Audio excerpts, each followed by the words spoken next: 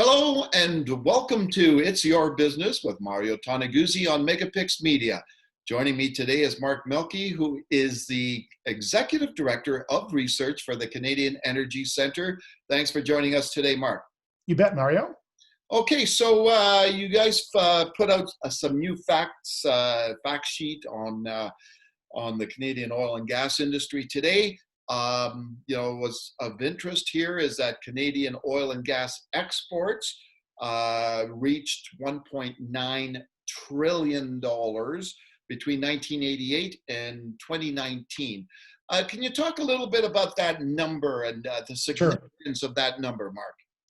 Sure. So there's a narrative out there from a minority of Canadians, I think it's obvious, that oil and gas is dead or should be dead. And most people probably have a sense that oil and gas has been pretty critical to the Canadian economy, to Canadian business, to Canadian jobs and revenues to governments. One of our past fact sheets showed that oil and gas sent $500 billion to governments over the last 20 years. What this new fact sheet shows, it looks at exports. How valuable is oil and gas as exports to the Canadian economy? So to put it in some context, the $1.9 trillion, that's inflation adjusted, that compares, for oil and gas exports over the last 30 years, that compares to, say, automotive exports and parts worth about $2.8 billion. So automotive exports and parts are bigger at 2.8 trillion, but oil and gas alone at 1.9 trillion is pretty significant. Mm-hmm. And what's interesting about that number is people may think, well, isn't oil and gas declining, for example, as a share of all exports or a share of all energy? So if you think about all energy exports, electricity, hydro, renewables, for example, how big is oil and gas relative to all energy exports? Well, it's gone from about 60% of all energy exports back in 1988. It was the year Wayne Gretzky left Edmonton, if I recall. It's gone from 5% from 60% of all energy exports to as high as 85% of all energy exports in 2014. In other words, there's a trend line that's been mostly up.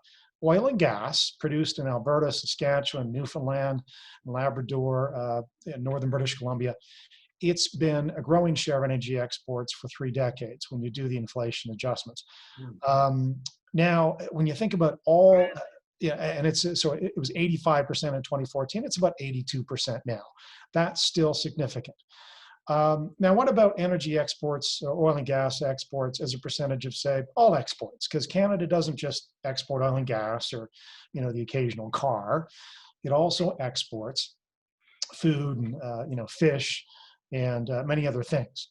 So again, the big numbers: 2.8 billion for automotive and parts, 2.8 trillion to 1.9 trillion, T's and B's, you get them messed up. Yeah. 1.9 trillion for oil and gas. No other sector comes close to that. And as a percentage of all exports, again, back in 1988, Brian Mulroney had been prime minister for 4 years. Wayne Gretzky was going to Los Angeles to play for the Kings. Back then, oil and gas was just 5% of all our exports from Canada.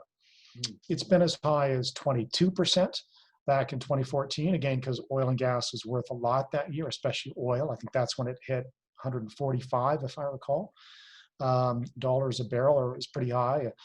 Same with 2008 to 09, pretty high in terms of value. But the most recent year, 2019, oil and gas is about 17% of all Canadian exports. So again, compare that to 5% about 3 decades ago. Yeah. So all these stats mean what? Well, they mean that oil and gas has been a pretty big share of the Canadian economy.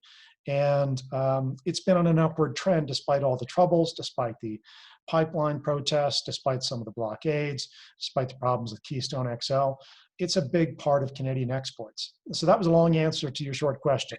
No worries. When I was looking at the numbers, during that period of time, it's a 630% hike, right? And in the value of oil and gas exports in that time period. But I noticed that 2014, as you mentioned, it was 123.8 billion. Yeah. Billion in that year. In 2019, it was 102.1 billion. Now, maybe talk a little bit about the factors of why we've seen that decline in overall value from 2014 to now. Sure. I mean, remember that in 2014, the Saudis and the Russians played a game of, whack-a-mole with oil prices, Yeah. where they flooded the market. Both of them did. So that caused the value of exports to decline. Canadian exports, oil exports. Natural gas was in a trough as well. It has been in a trough for some time, if you compare to, say, 10 years ago. So post 2014, Canada's oil and gas exports got hit in terms of value. Still, when you think about where it was, and again, these are all inflation adjusted numbers, so we're comparing oranges and oranges, oil and oil, in terms of value, natural gas, same thing. When you're at 102 billion in export values as of 2019 for Canadian oil and gas, that's pretty significant still. When it's 17% of all exports that year, that's pretty significant compared to 5% 3 decades ago. Yeah. So the numbers are still pretty impressive. Now, look, you're familiar with the stock market and kind of the warnings or the caveats, like past performance is no guarantee of future returns. So some would object and say, yeah, well, oil and gas is on its way out. Fossil fuels are soon dead.